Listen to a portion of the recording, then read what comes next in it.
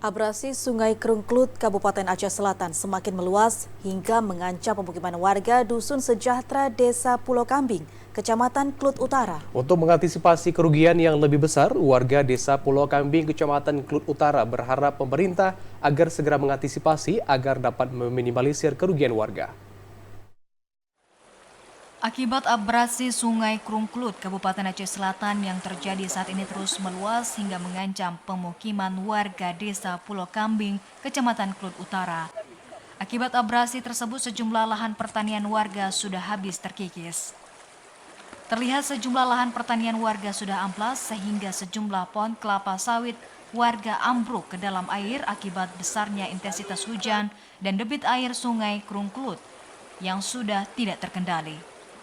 Untuk mengantisipasi kerugian yang lebih besar, warga Desa Pulau Kambing, Kecamatan Klut Utara berharap kepada pemerintah terkait untuk segera mengantisipasi agar dapat meminimalisir kerugian yang lebih besar.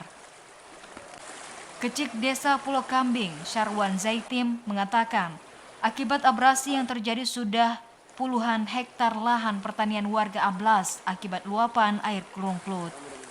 Hingga saat ini air Krungklut terus mengikis, bahkan sejumlah lahan perkebunan warga sudah banyak terbawa arus sungai.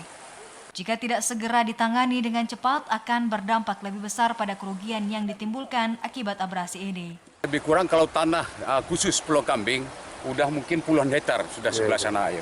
Makanya tempat berkebun masyarakat sudah kehilangan. Makanya dibilang jalan putus itu putus jalan pemerintah kemarin, dibikinlah jalan di sebelah kiri, makanya itulah bisa lewat ke Menggamat. Kalau enggak, habis. Berarti jika tidak secepatnya diatasi ini dampaknya akan timbul besar untuk kerugian masyarakat sendiri, Udah Pak? pasti. Itu. Dari Aceh Selatan, Asrul Liadi, TVRI Aceh melaporkan.